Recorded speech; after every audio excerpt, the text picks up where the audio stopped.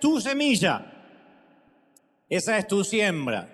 Siempre hay gente de otras partes del mundo que dicen, ¿y por qué amueblan casas si ahí nunca falta nada? Pero la realidad es que la pobreza no tiene un patrimonio exclusivo de América Latina o de países tercermundistas, sino que la pobreza puede afectar a todos aunque esto no es pobreza, esto es un trabajo digno, pero hay gente que cuando vas ahí, yo aconsejaba que lleve a los hijos adolescentes, que los llevemos, especialmente a nuestros hijos, que a veces se quejan porque no hay wifi, porque no hay internet, porque se desconectó Netflix. Cuando uno va ahí, ve gente grande que trabaja por el mínimo. Y si bien no es una pobreza paupérrima, pero tienen apenas lo básico para subsistir. Y llegar, bendecirlos, darles un día diferente, creo que eso también es iglesia. Así que gracias por sembrar, gracias por ser parte, y a la gente de todo el mundo que también es parte. Muy bien. ¿Están listos, gente? ¿Sí o no? Muy bien. Durante sus 45 años como compositor, Beethoven escribió 722 sinfonías, sonatas, conciertos. El hombre era ecléctico, multifacético. Y lo más asombroso es que muchas de esas composiciones las escribió después de perder la audición.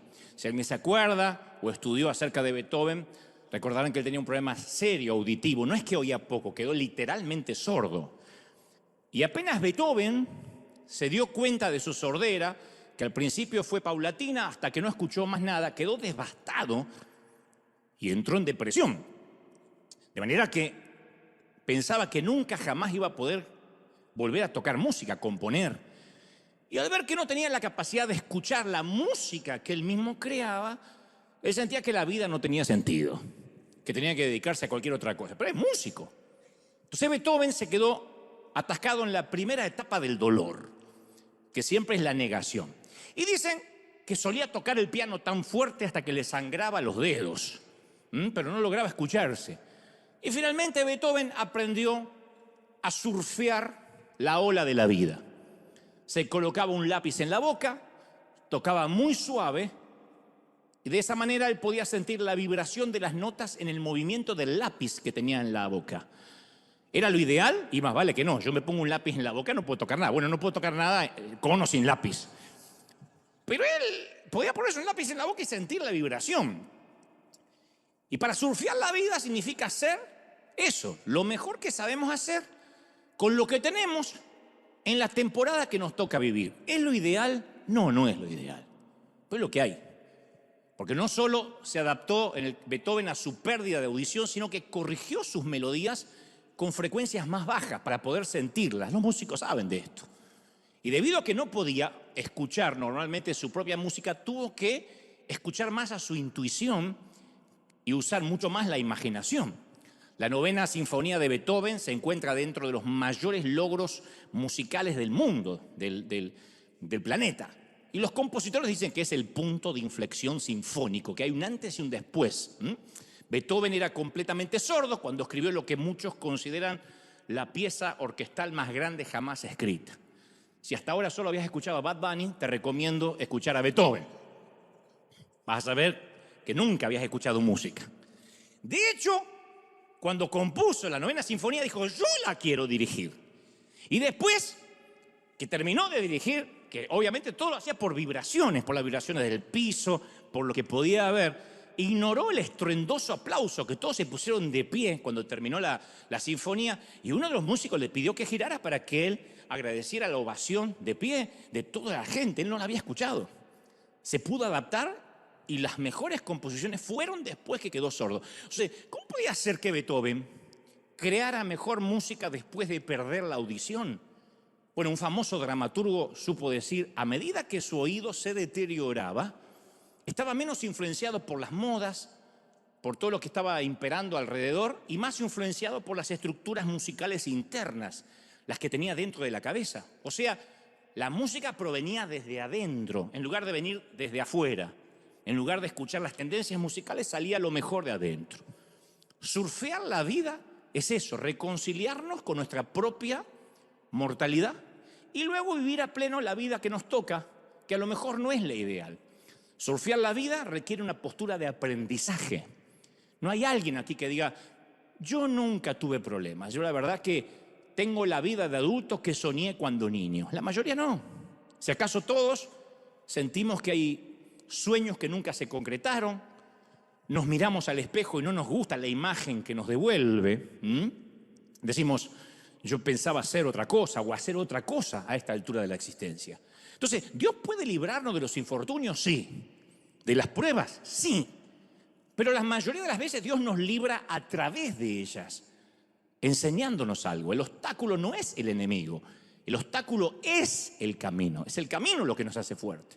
Entonces, surfear la vida es hacernos completamente responsables de todas las situaciones que encontramos a lo largo de la vida en nuestro interior. Decir, bueno, esto es lo que me toca. Hay un momento que tenemos que mirar y decir, bueno, esta es mi vida. Reconciliarnos con la infancia que tuvimos. Aquí nadie nació en Buckingham, nadie estudió necesariamente en Harvard, aunque yo sí, como te digo siempre, yo fui a Harvard, estuve en la vereda, saqué fotos, después me fui a casa, pero estuve en Harvard. Pero no podemos vivir culpándonos de las cosas que no son culpa nuestra, porque no estoy hablando de eso, vamos a culparnos de lo que nos pasó, no, eso es una confesión falsa que nos hace prisioneros del pasado. Yo estoy hablando la habilidad que uno va aprendiendo como ser humano de abrazar la adversidad, como crear una oportunidad para crecer, decir, bueno, me toca este momento de, en el peor de los casos, caminar por un panteón.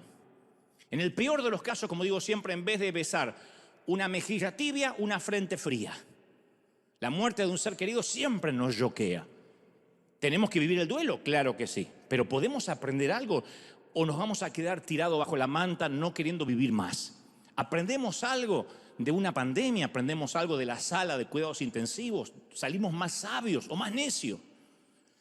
Eso incluye nuestro banco de recuerdos. Cuando yo digo surfear la vida, también significa lidiar con los recuerdos, que cada domingo Dios nos viene hablando respecto a eso. Solemos recordar las malas decisiones que tomamos, nos preguntamos cómo habría sido nuestra vida en un universo paralelo, si hubiésemos hecho las cosas de manera diferente, si te hubieses casado, si te hubieses escapado del altar, si te hubieses buscado una huérfana para casarte.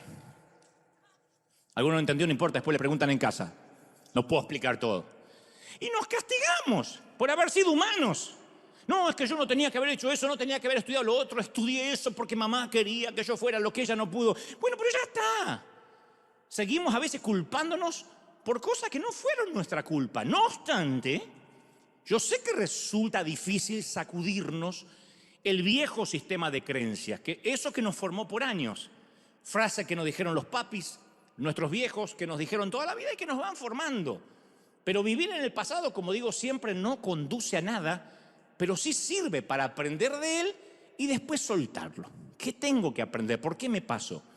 Yo hace poco leía la transcripción de una entrevista que le hacían a un jugador de fútbol americano de la NFL, luego que perdiera una final importantísima. No me acuerdo el nombre porque ustedes saben que yo con el nombre no soy como los amigos chilenos que saben mucho de fútbol, yo sé muy poco. Pero estaba este jugador de fútbol americano hablando de la NFL, que por cierto, para formar parte, yo no sabía de la NFL, deben haber sido universitarios. Entonces, cuando hablan estos jugadores suelen dar declaraciones muy interesantes, porque todos son muy estudiosos. Si fuera nuestro futbolista diría, bueno, quisimos retener el esférico lo más posible, como nos dijo el técnico. Todavía falta mucho, tenemos que definir un rival difícil como son los colibríes de Cuernavaca. Pero este jugador no, este dio una declaración profunda, ¿no? Y él respondió una frase, él dijo, pasó, al perder la final, pasó lo que tenía que pasar. Fue todo lo que dijo, pasó lo que tenía que pasar, como que hubiese estado escrito. Y cuando yo escuché la frase o leí la transcripción de la nota, empecé a digerir la idea. Ahí hice de a poco de ella un tótem, un axioma, un proverbio para la vida, ¿no? Porque nosotros solemos usar mucho la palabra deber. No debí haberme casado. Mi hijo debió haber actuado de manera diferente. No debí haberme divorciado. México no debió perder ese partido inicial contra Argentina en el Mundial. Pero deber es algo que no podemos controlar. Es el pasado, no el futuro. Así que ¿por qué nos dedicamos nuestro tiempo a cargarnos o a castigarnos por algo que no podemos cambiar? Porque somos seres humanos, esa es la razón. Pasó lo que tenía que pasar, dijo esta estrella del fútbol. Pasó, sucedió lo que tenía que suceder, sería la mejor traducción del inglés. Sucedió lo que tenía que suceder. Eso es liberador. Cualquier cosa que nos pasó en la vida, en el momento que nos pasó, estuvimos ahí e hicimos lo que pensábamos que estaba bien en ese momento, con la sabiduría que teníamos en ese momento. No podés tener 50 años y decir, me arrepiento de la decisión que tomé a los 20. Tenías 20. ¿Vos viste a tus hijos de 20? Perdonen los de 20, no se sientan insultados por esto. ¿Vos viste cómo piensa un hijo de 20? Y no digas, no, antes éramos más maduros. No, 20 son 20. Y hay chicas de 18, hay mujeres que a los 18 ya estaban casadas. A los 21 ya tenían hijos. No podían ni pensar ni en maquillaje, ni en salir a pasear con amigas, ni en escuchar música, porque tenían que cambiar pañales. Y ahora que lo pienso, si volviera atrás no lo diría. Pero es lo que pensaste que estaba bien. Está muy bien que digamos, no debía haber hecho eso. Yo no estoy diciendo que no hay que arrepentirse de nada. Pero lo cierto es que lo hicimos, ¿o no? Mirá la cara de santo, vinieron todos los suizos. Oh.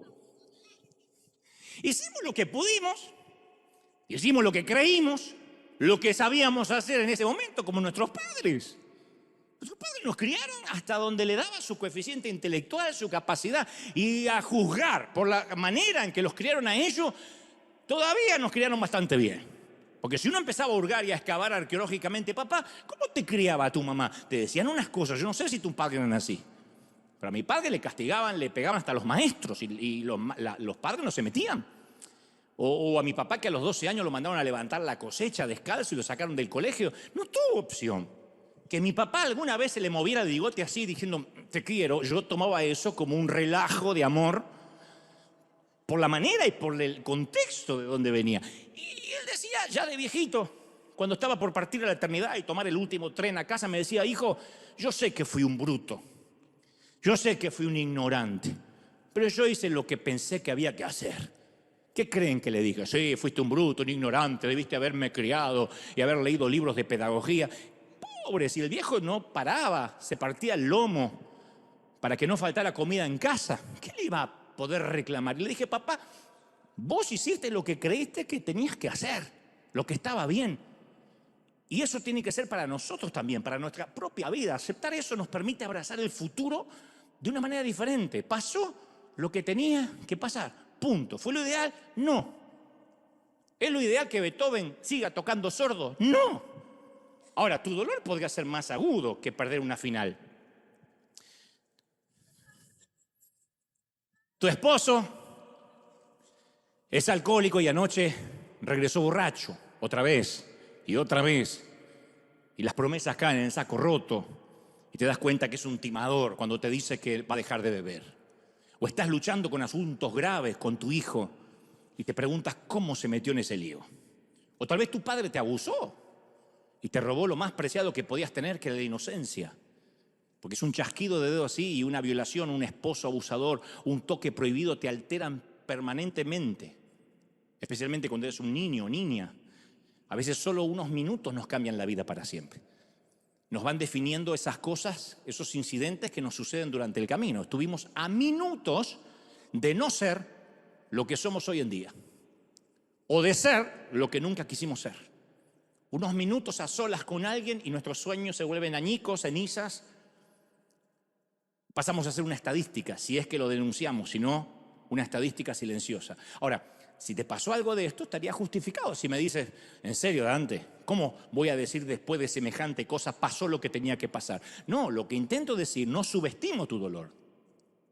Lo que intento decir es que tenemos que aceptar de una vez por todas aquello que fue verdad, no lo que quisiéramos que hubiese sido.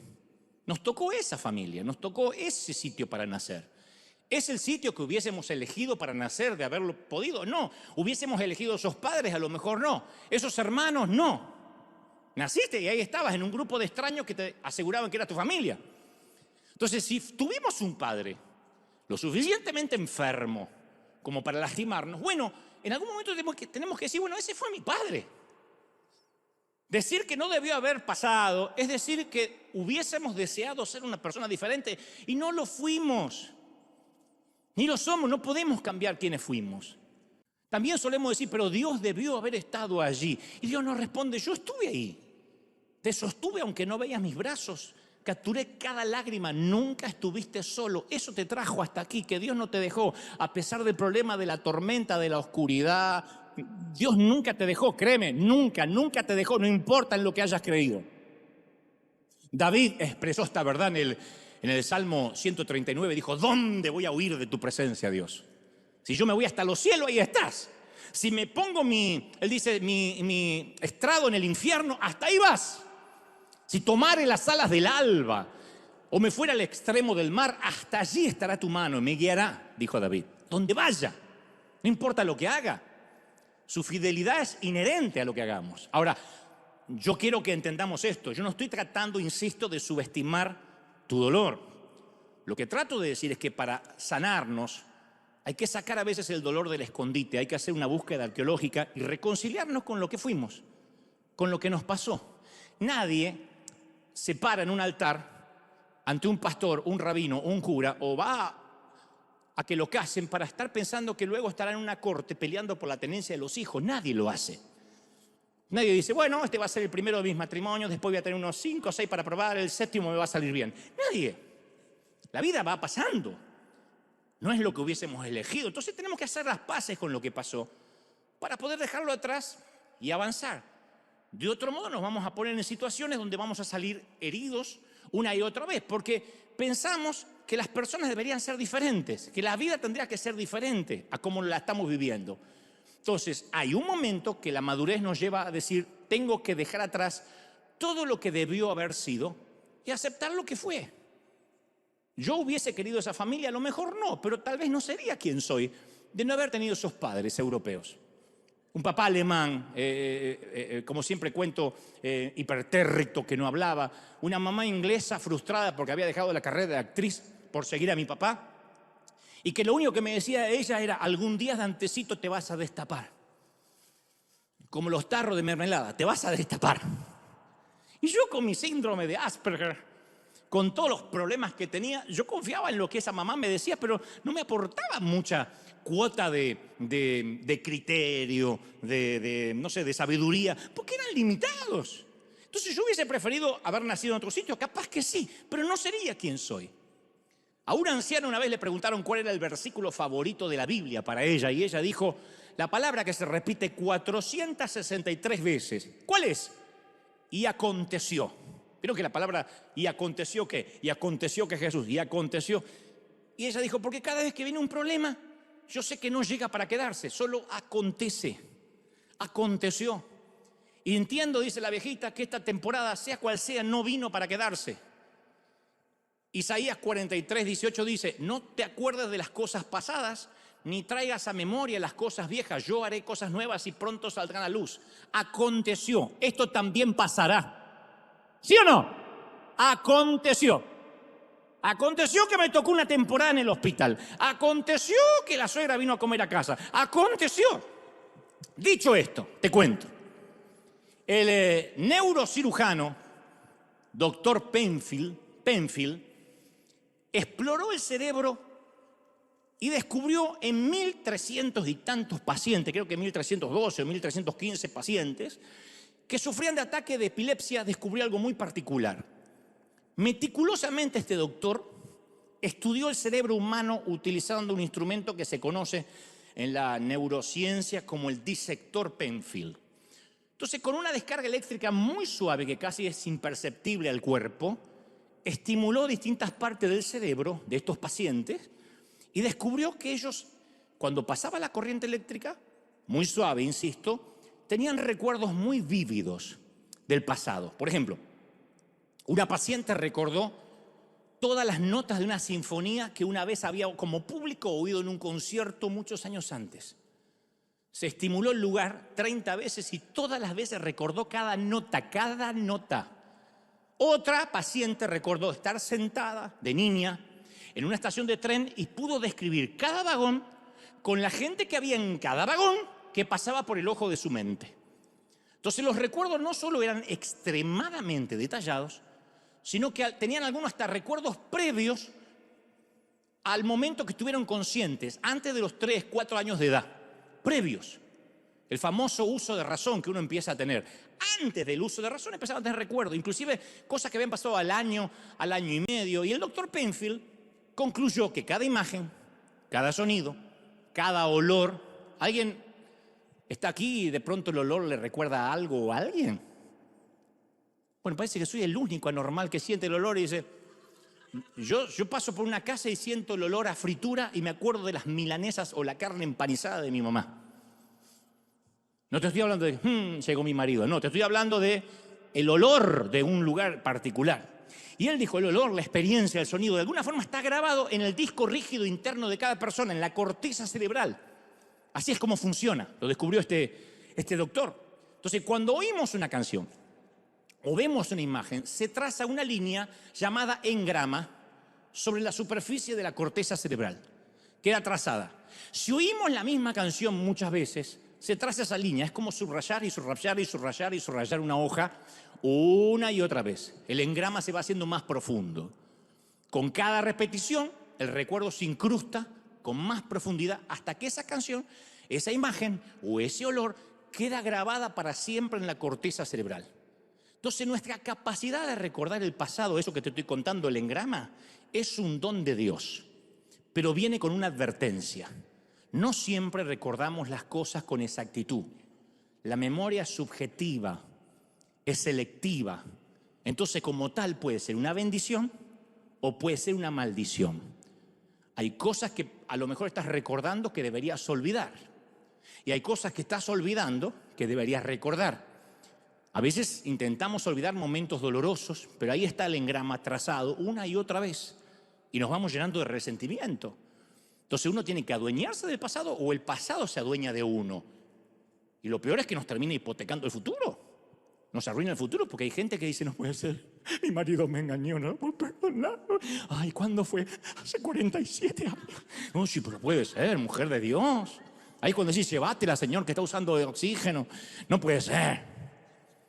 Entonces yo no estoy descartando el dolor. Estoy diciendo que hay un momento que ya está. Entonces, ¿cómo nos adueñamos del pasado? Haciendo un inventario exacto de todo lo que nos pasó. ¿Quién fui? ¿Quiénes fueron mis padres? O si no los tuve.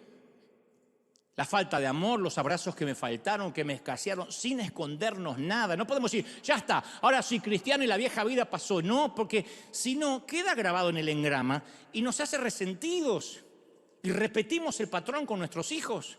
Entonces tenemos que escribir la bitácora del piloto de tormenta. Este soy yo, este fui yo. Este es el dinero que me faltó, comíamos salteado. Y eso también nos hace agradecidos a lo que tenemos hoy. ¿Sí o no?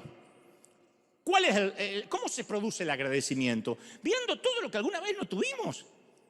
Cuando lo sagrado se vuelve común, nos volvemos imbéciles. Nos volvemos gente estúpida. Enojados porque hay un trancón en el tránsito cuando anduvimos a lo mejor a pata toda la vida. Bueno, acá no, porque nacieron todos con auto, perdón. Pero a veces uno se pone irascible, iracundo, con boberías. Y esa bobería, y no saben, no, se atrasó el vuelo. Yo soy de la generación que mi papá nos llevaba a ver cómo despegaban los aviones. Yo decía, hay gente adentro. Como los caníbales que miran para arriba y dicen, ¿y eso? ¿Se come? No, se come lo de adentro, hijo. El chiste es malo, pero no sabía dónde ponerlo. Entonces yo iba a ver los aviones y decía, papá, algún día voy a poder volar. Me dice, no, eso es para millonarios. Y yo veía los vuelos de los aviones de Panam y decía, eso es para millonarios. Hoy en día, cuando me quejo que un avión se retrasa, digo, estoy pudiendo volar. Mis abuelos no hubiesen soñado eso nunca en la vida. Entonces, a partir de a ver quién fui, me hace ser una persona agradecida. Y después hacernos cargo de lo bueno, de lo malo, de lo feo. Eso es lo que fue. Pasó lo que tenía que pasar. En la vida te pasó lo que tenía que pasar.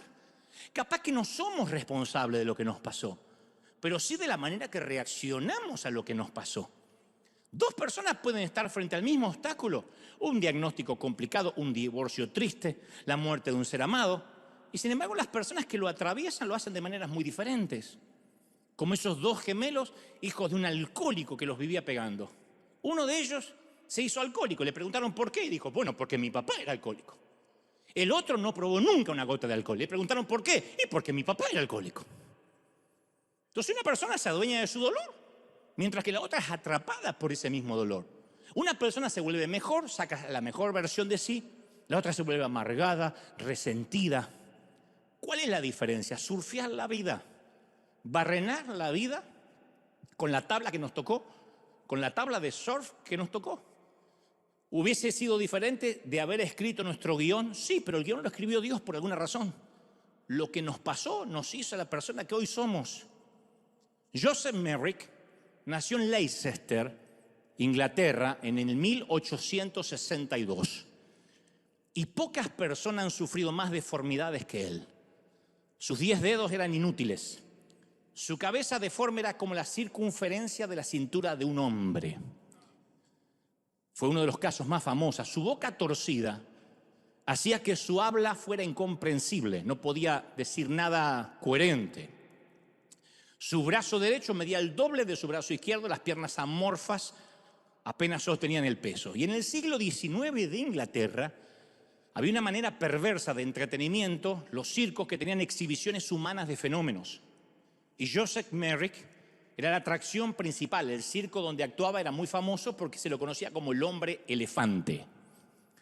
Y la gente pagaba un dineral para presenciar el espectáculo de este fenómeno, que lo anunciaban y aquí el hombre más horripilante de la tierra. Y cuando él salía de una jaula, todo el mundo gritaba y se espantaba. Y la historia real, un cirujano llamado Frederick Treves se paseó un día por el circo humano. La apariencia de Merrick despertó su curiosidad científica porque no estaba ni diagnosticado. Luego se descubriría lo que llama el elefantismo. Y el doctor intentó hablar con Merrick, no fue capaz de descifrar sus palabras, pero le dejó una tarjeta personal. Esa tarjeta fue la que encontró la policía cuando lo encontró en Londres, acurrucado en la oscura esquina de una estación de tren con el aspecto de un animal herido. La policía llamó al doctor Treves, le llevó a Merrick al hospital de Londres, donde vivió el resto de su vida. Lo sacaron del circo. Apenas llegó al hospital, el doctor Treves ordenó una bandeja de comida para Merrick, pero no advirtió a la enfermera. Cuando la enfermera lo vio, arrojó la charola, la bandeja, salió corriendo de la habitación gritando. Y sin embargo, con el tiempo, el personal del hospital se fue adaptando a la peculiar apariencia de este fenómeno. Un día, en un experimento muy cuidado, el doctor ordenó que una mujer entrara a la habitación de Merrick, le sonriera, le deseara los buenos días y le diera la mano. Y luego el doctor registró en un grabador lo que vio, bueno, lo escribió. Dijo, cuando le soltó la mano, él inclinó la cabeza sobre sus rodillas y comenzó a llorar, de manera que yo pensé que no se iba nunca a detener. Y después me dijo que había sido la primera mujer que le había sonreído en su vida. Y la primera en su vida, el primer ser humano en su vida, no mujer, ser humano que le había estrechado la mano sin asco. Y esa sonrisa fue el punto de inflexión, el punto crucial. El doctor agregó en su informe, poco a poco pasó de ser una cosa maldita a convertirse en un hombre. Y el doctor Treves descubrió que era inteligente, que era elocuente, lo llevaba a escondida a los palcos privados de los teatros de Londres para ver óperas, para ver conciertos. Le dio la Biblia para leer y se leyó la Biblia completa 3 veces. Y más de una vez Merrick dijo, soy feliz a toda hora del día. Este hombre, conocido como Fenómeno, dijo, yo soy feliz. Después que muriera Merrick a los 27 años de edad, el doctor elogió al hombre elefante y dijo, sus dificultades lo engrandecieron. Él demostró ser una criatura gentil, afectuosa, encantadora, sin rencores, sin palabras crueles con nadie. Nunca jamás lo oí quejarse. Yo digo, nunca lo oyeron quejarse, entonces no era hispano el tipo, seguro. ¿Cómo puede ser posible? Mira la vida traumática que vivía. ¿Cuánto nos quejamos por un rollito en la panza? ¿Cuántas mujeres llegan a casa, sacan la faja, liberan a Willy y se quejan? Ay, no puede ser, no puede ser, me quiero matar, me salió un grano. Y este tipo no se quejó. ¿Cómo que alguien que fue maltratado en un ámbito circense toda la vida pudo ser feliz a toda hora del día? La respuesta es, surfió la vida, barrenó con la tabla que le tocó, que por cierto era cristiano, pero barrenó con la tabla que le tocó. Entonces tal vez no seamos responsables de las dificultades que tenemos que soportar, pero sí de cómo vamos a tomar la vida, porque es corta. Y al final del día, nuestra interpretación, las explicaciones que nos demos a nosotros mismos de lo que nos está pasando, va a ser más importante que aquello que nos pasó. El problema no es el divorcio, el problema es cómo te lo explicas. El problema no es casarte, el problema es cómo te lo explicas. El problema no es ponerte de novio o cortar el noviazgo. El problema es cómo te lo explicas. No importa cómo le explicas a los ex-suegros, al cuñado. Cómo te lo explicas a ti mismo. Como uno se lo explica es como va a asumir la vida. Joseph Merrick es la prueba, que es algo increíblemente contradictorio, pero los obstáculos que enfrentamos no son el enemigo. El enemigo somos nosotros. El obstáculo es el camino, siempre. A ver, esto es lo que me tocó, estas son las cartas que tengo. Entonces, cuando nos encontramos en situaciones álgidas, difíciles, acerbas, que decimos, ¿cómo voy a salir? Bueno, uno tiene que decir, ¿qué saco yo de esta situación? Porque de la situación no voy a salir ahora, ¿qué saco de esta tormenta? Pero a veces nos enfocamos tanto en salir que nos olvidamos qué podemos sacar de la experiencia. ¿Qué aprendemos? Y después nos preguntamos, ¿por qué siempre yo vivo lo mismo? ¿Por qué parece que estoy orinado por un dinosaurio? ¿Por qué siempre lo mismo y siempre lo mismo? Porque hay algo que no estamos aprendiendo y el examen vuelve. Entonces no tiene nada de malo pedirle a Dios, Señor, sácame de la situación en que estoy. Pero nunca nos olvidemos que el objetivo de la situación en la que estamos es para cambiarnos a nosotros. Si salimos igual, entonces fue en vano, fue pueril. ¿Para qué pasamos? Las circunstancias que le pedimos a Dios que cambie, por lo general, pueden ser las que Él está usando para cambiarnos a nosotros. Dice un querido orador, se llama John Piper, dice, no desperdicies tu cáncer. ¿Qué fue esto? Un shock cuando lo dijo, especialmente aquellos que están sufriendo con la leucemia, con la metástasis. Él dijo, no desperdicies tu cáncer. Y esa frase la podemos completar con cualquier desafío que estemos atravesando. No desperdicies tu azúcar en la sangre, no desperdicies tu estrés. Porque tal vez vino para enseñarnos una lección que de otro modo no íbamos a aprender. Hay cosas que nos enseñan.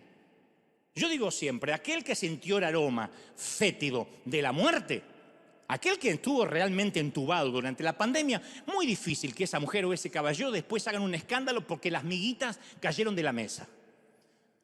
Muéstrame a una persona que está discutiendo por babosadas y yo te voy a mostrar a una persona que nunca tuvo problemas de verdad. Pero de repente el umbral de resistencia crece cuando uno tuvo que enfrentar a la muerte. Dice, de ahí para abajo yo soy indestructible. Personas que son sobrevivientes del cáncer son personas que no se preocupan de verdad si la cafetera no anda. Ay, es que en este Starbucks no me entienden y en el café de acá no me ponen la leche de almendra. Y si se quiere suicidar, anda, llévate la almendra y ordeñala cuando quieras y hacete tu leche. Surfear la vida comienza con una pregunta audaz. ¿Esto qué vino a enseñarme? Tenemos que reconocer que esto que nos pasa o que nos pasó tiene el poder para enriquecer nuestra vida, para hacernos más sabios. Ahora, yo estoy consciente que si la estás pasando mal, yo sé que es difícil. Una cosa es decirlo, otra cosa es vivirlo. Yo reconozco que no sé lo que estás pasando, no estoy en tus zapatos. Yo no voy a fingir que conozco las tormentas que estás atravesando, pero sí sé esto. Todas las personas están peleando una batalla de la cual no tenemos idea, y eso me incluye. Todos estamos peleando batallas que no tienen la menor idea. No te dejes engañar por la sonrisa. Yo no sé bien dónde estamos cada uno en la curva del sufrimiento, especialmente comparados con los que, por ejemplo, mañana no sabe si va a haber pan en la mesa. Hay gente como la que fuimos a llevarle comida que a lo mejor no sabe si va a comer el lunes.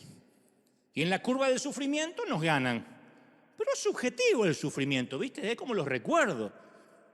Hay cosas hay remordimientos que tenemos hace tiempo.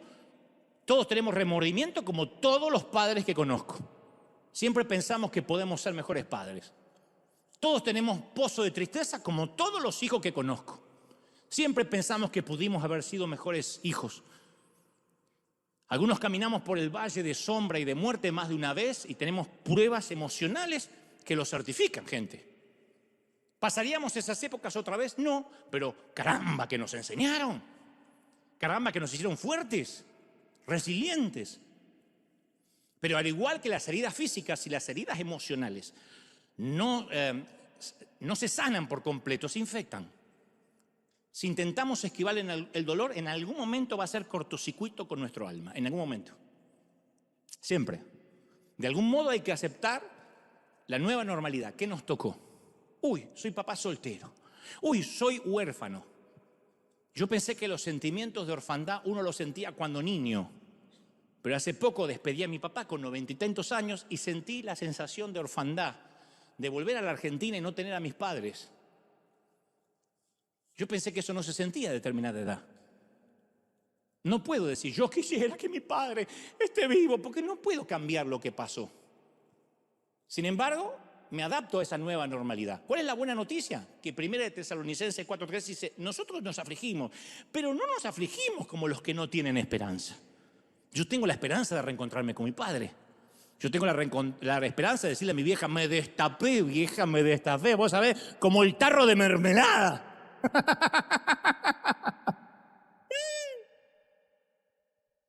Charles Dickens escribió la famosa novela Historia de dos ciudades, que te la recomiendo. Yo la leí de chico, la leí 2 veces, que transcurría en la época de la Revolución Francesa. Mi vieja, para que yo me destapara, me hacía leer con voracidad, aleatoriamente. Me dijo, usted lea, que eso le va a mejorar el léxico, le va a mejorar la dialéctica, no va a tener falta de ortografía. Entonces la vieja me decía, léase esto, Historia de dos ciudades. Yo dije, qué aburrido, Revolución Francesa. Pero me acuerdo hasta el día de hoy la introducción épica del libro. Dice, era el mejor de los tiempos y también el peor de los tiempos. La edad de la sabiduría y también de la necedad. La época de las creencias y la época de la incredulidad. De las tinieblas y la luz, la primavera y de la esperanza y el invierno de la desesperación. Yo decía, entonces, ¿en qué época era? Pero de pronto me di cuenta que es una metáfora de lo que es la vida. ¿Quién vive una eterna primavera? ¿Quién vive una eterna juventud? No hay Botox que te dé una eterna juventud. Te hará parecer las tortugas ninjas, sí, pero no te va a dar juventud, va a ser un viejo operado. Entonces, ¿pero qué queremos nosotros? Los mejores tiempos, no los peores. Queremos la razón sin la locura, la luz sin las tinieblas, la esperanza sin la desesperación. Pero los mejores tiempos y los peores tiempos siempre transcurren a la vez. Es maravilloso tener hijos, es maravilloso. Es lindo que se despierten a las 3 de la madrugada el bebé con un gas atravesado. No, querés matarlo al pibe y al gas. Porque la vida es una moneda de 2 caras. Entonces, cuando nos encontramos en una época de sufrimiento, ahí surgen preguntas. Si es un divorcio, decimos, ¿qué tengo yo que arruino todo lo que toco? Si es un diagnóstico difícil, ¿y ahora cómo me adapto a vivir así? Y yo no puedo responderte todas las preguntas, pero sí hay que surfear la vida. La vamos a surfear, vamos a ser pilotos de tormenta, vamos a salir más sabios, tenemos que aprender algo. A veces Dios nos libra del sufrimiento, pero casi siempre nos libra a través de Él.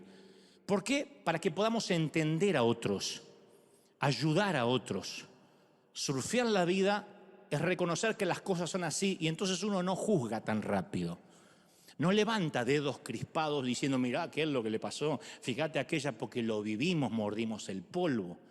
No somos de los que se sientan en los asientos baratos, hablando y opinando y poniendo en las redes sociales cómo aquel se agarra trompadas en el ring. Si nunca, como dijo alguien, te dieron una buena paliza en el ring, no estoy interesado en tu opinión. Ven y pelea conmigo, entiérrate conmigo y entonces me va a interesar lo que digas, ¿sí o no?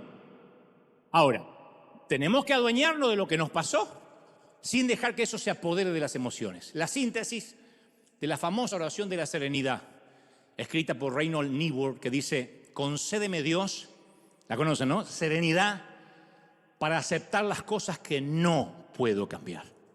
Valor para cambiar las que sí puedo. Y sabiduría para reconocer la diferencia.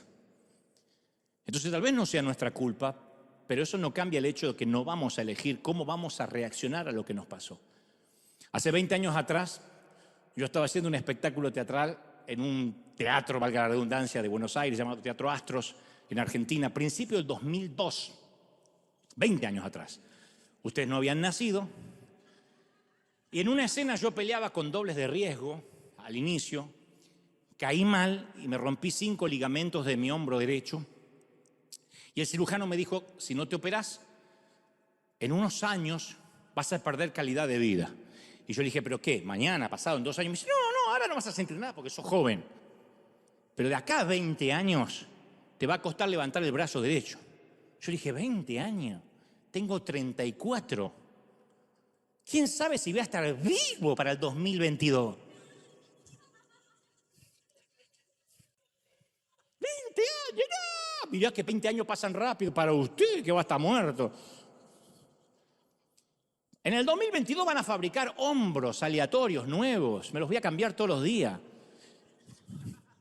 Me van a curar con un láser. En el 2022 va a ser la vida ideal. Van a operar con láser. No va a haber suegras porque la gente no las va a tener.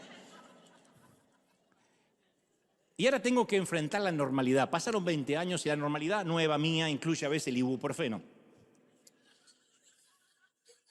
Y cuando experimentamos un traumatismo, nuestro cuerpo forma lo que se llama, eso me lo dijo el doctor, un tejido cicatrizal o cicatricial.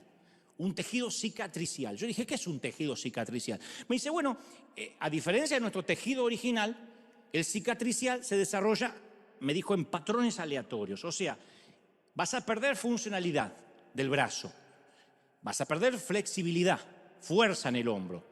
Y yo asumo la responsabilidad de eso. Pasaron 20 años y me cuesta tener el micrófono con el brazo derecho. Cuando me baño hago, cuando me lavo la cabeza. Pues yo siempre tengo más lavado este lado que este.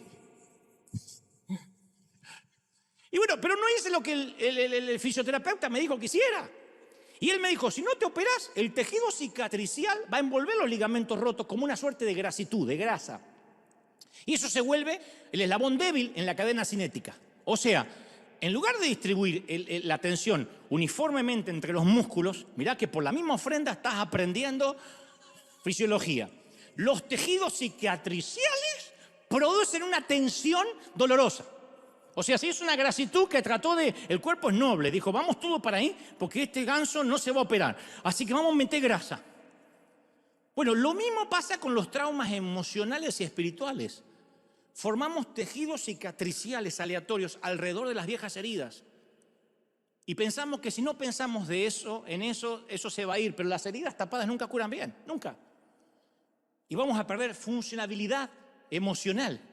Mira, te cuento algo más para terminar. Yo te cuento cómo a veces nosotros interpretamos la historia, la vida, y cómo es en función de la personalidad, de cómo nos criaron, de qué nos dijeron los padres, la genealogía. A veces hay gente que romantiza el pasado. Cuanto más viejos nos ponemos, más exageramos lo bueno que éramos nosotros antes. Y contamos recuerdos de los recuerdos, que son mentiras.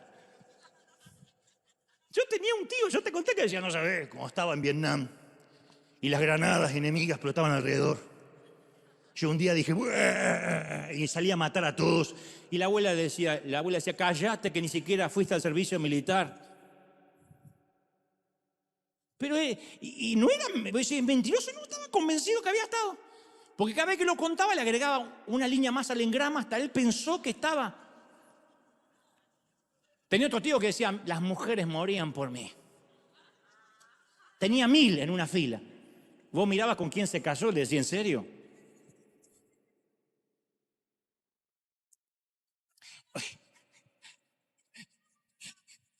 ¿Qué pasó con las 1000? Entonces, es lo mejor que había. ¿Cómo serían las 999? Mirá. Y después están los que, todo es catástrofe, ¿no? Y los que te decían todo era difícil, como decía mi viejo, comete el arroz. Que en mi tiempo comíamos una vez al mes. ¿En serio? ¿Qué? ¿Ayunaba 29 días? ¡Sí! Y cuando comíamos eran 3 arroz para cada uno. O sea, íbamos descalzos al colegio. A los 30 tuve mis primeros zapatos. Mi mamá me decía, cállate viejo, a los 30 ya estabas casado conmigo. Tuviste zapatos desde que te conocí. Pero a él le encantaba. Entonces los recuerdos no son objetivos. Cada uno une los puntos de manera muy personal y pintamos esa imagen como impresionistas. Ahora, yo estoy consciente que hay días comunes y días únicos que nos cambian la vida. Yo sé. Y los días a veces pueden comenzar como cualquier otro. Pero a veces hacemos de la historia o del pasado un pasado que no existió. Recuerdos del recuerdo porque editamos las partes que queremos. Hay una película maravillosa que se llama Más extraño que la ficción, maravillosa, interpretada por el comediante Will Ferrell, donde hay una escena magnífica. Ferrell interpreta a un obsesivo compulsivo, tiene un TOC. Se llama Harold Crick, el personaje. Es un obsesivo compulsivo que trabaja en el IRS. O sea, es inspector del IRS. Y el narrador del film, apenas empieza, dice: todos los días, durante 12 años, Harold se lava los dientes, sus 32 dientes, 76 veces. 38 veces de un lado y otras 38 veces de abajo para arriba. Como auditor del IRS, Harold revisa 7.323 declaraciones de impuestos por día desde hace 12 años. Se toma un descanso de 45 minutos y 3 minutos para tomarse un café. Entonces van a ver que la vida de Harold está gobernada por el reloj hasta que un día, un miércoles, pierde el autobús por primera vez en 12 años.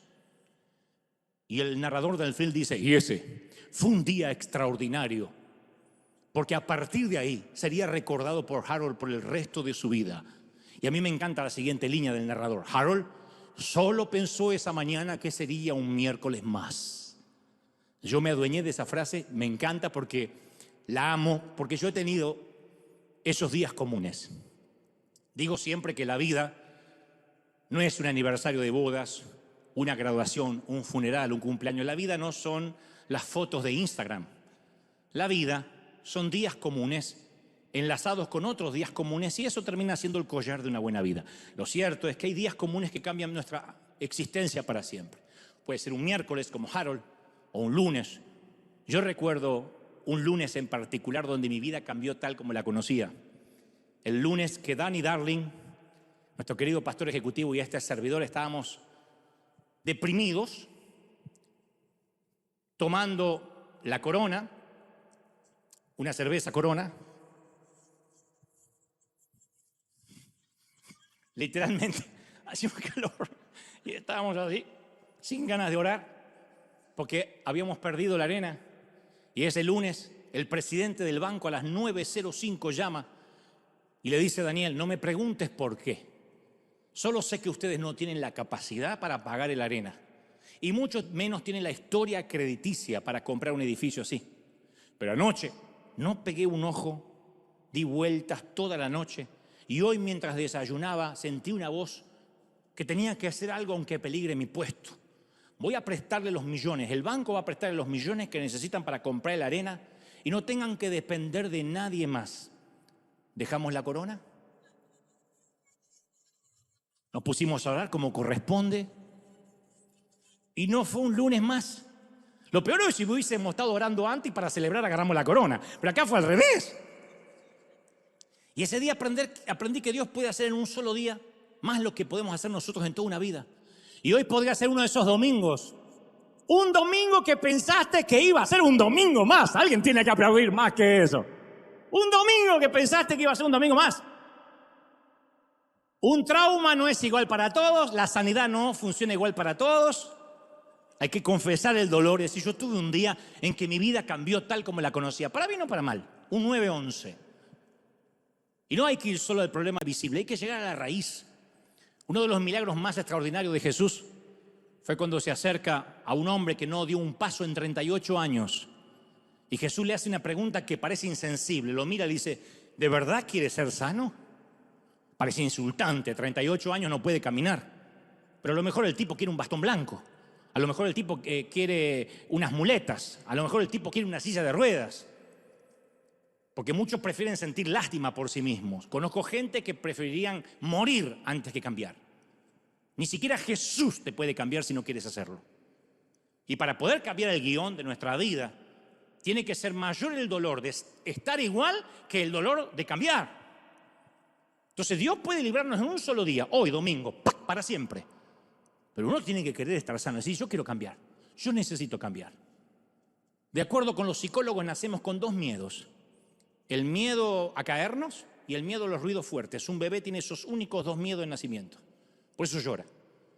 Todos los otros miedos son aprendidos, lo cual significa que todos los miedos pueden desaprenderse. El miedo a repetir el pasado, el miedo a ser como mi papá, el miedo a ser como mi vieja. La cura para el temor al fracaso no es el éxito. La cura para el temor al fracaso es más fracaso, en dosis pequeñas como para desarrollar inmunidad. Una vez que te tocó la enfermedad o te tocó la quiebra financiera, te hace fuerte. Funciona igual que la vacunación. Identificar la cepa del virus que nos infecta, temor al fracaso, al rechazo, a la intimidad, a la opinión de los demás, a perder el partido inicial en el Mundial contra la Argentina, el temor que tengas. Identificarlo para después evitarlo. Y después exponernos a ellos. Así interrumpimos el patrón. Surfear la vida hasta desarrollar inmunidad al miedo a vivir. Surfear la vida no es escapar de la ola, es correr directo hacia ella antes que sea tan grande que no podamos sumergirnos debajo. Y hay alguien que tiene que decir, bueno, a ver, basta de llorar. Basta de decir, Señor, cámbiame antes de fin de año, cambia tal situación. ¿Y si no cambia? ¿Y si hay que vivir así? Hoy decíamos, alaba, simplemente alaba. ¿De verdad vamos a alabar? Y para finalizar, yo quiero regalarte un poema que se hizo viral en las redes allá por mayo del 2020. Seguramente te llegó si tienes WhatsApp. Fue sorprendente porque decían que la autoría intelectual era de un poeta del siglo XIX. Después se descubrió que lo escribió un cubano, Alexis Valdés, un famoso conductor, cantante cubano, que lo publicó en Instagram. Se le tuvo que dar su reconocida, su autoridad intelectual, autoría intelectual. Alexis Valdés. Y cuando algunos lo leímos, allá en ese álgido 2020, que parece que fue ayer, viviendo la hostilidad de un virus implacable, pernicioso, lo único que queríamos que esa gigantesca ola se terminara, ¿se acuerdan? Que se termine. Estoy hablando de ese año que ya no queremos pensar, cuando Disneyland, la verdad, de pronto superó la magia y el país de fantasía se llenó de miedo. Cuando New York y Las Vegas, que eran las ciudades que nunca dormían, estuvieron obligadas a apagar la luz y descansar a la fuerza. No lo hubiésemos soñado ni en 1.000.000 de años. Cuando ninguno quería ir a Roma, vieron, todos los caminos conducen a Roma. No, no vayas a Italia, que el virus está terrible. Cuando el Papa se quedó sin fieles en la plaza y el propio Papa tuvo que hacerse el test de coronavirus. Cuando los besos, los abrazos estaban prohibidos. Cuando las olas de un virus se coronó como dueño del mundo, como un gobierno de facto, como un golpe de Estado a nivel global. Cuando decíamos, acá no va a llegar, somos Estados Unidos. ¿Y llegó? Cuando las fronteras que siempre fueron defendidas por armas fueron atravesadas por un poco de gotas de moco y de saliva.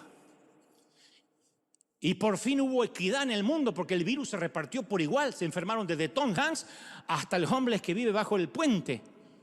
Y nos obligaron a ponernos una máscara, no para taparnos del virus, sino de la soberbia, de la vergüenza, de la vulnerabilidad mezclada con el orgullo. Y nos lavábamos las manos a cada rato como Pilato para no reconocer la responsabilidad, porque esto venía de China, no tenía que ver con nosotros. Cuando los enfermeros eran héroes, cuando no nos importaban los héroes de Marvel, ni los jugadores del Barça, ni del Real Madrid o el PSG, un doctor.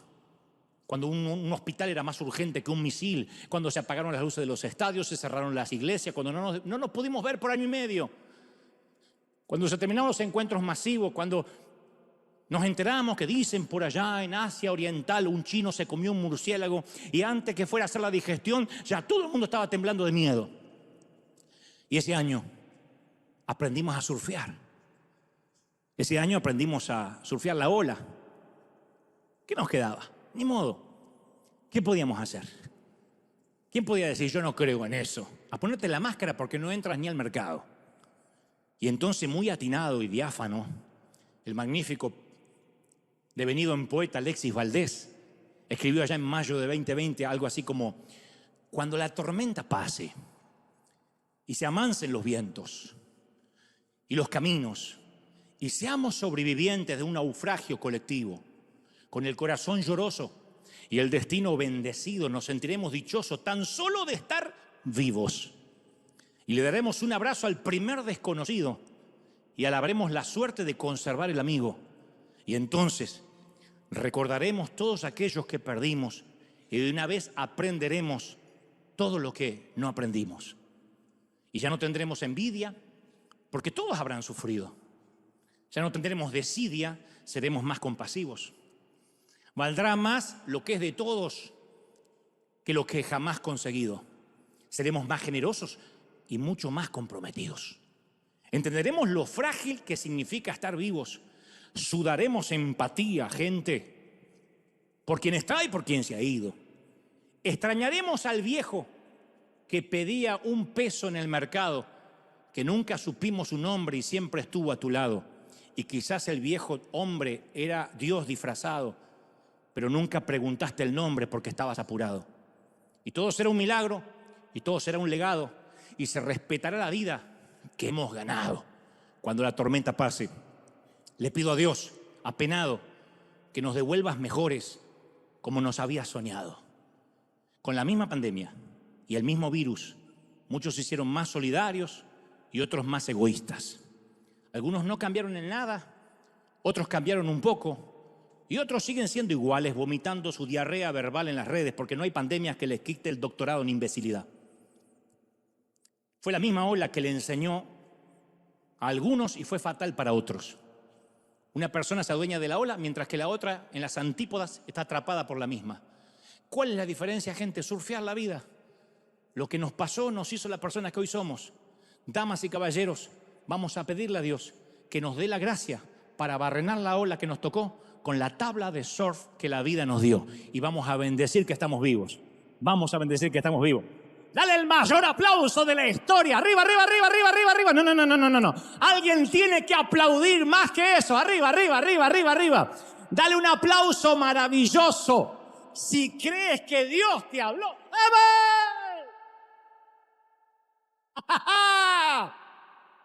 ¡Arriba, gente! Vamos, los sobrevivientes. Vamos, los sobrevivientes, los que nos aferramos de Dios y le vamos a pelear la vida palmo a palmo.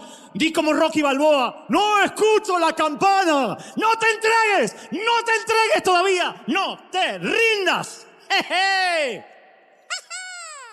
No, aplauda, celebra, dale un aplauso glorioso. El rey está en casa.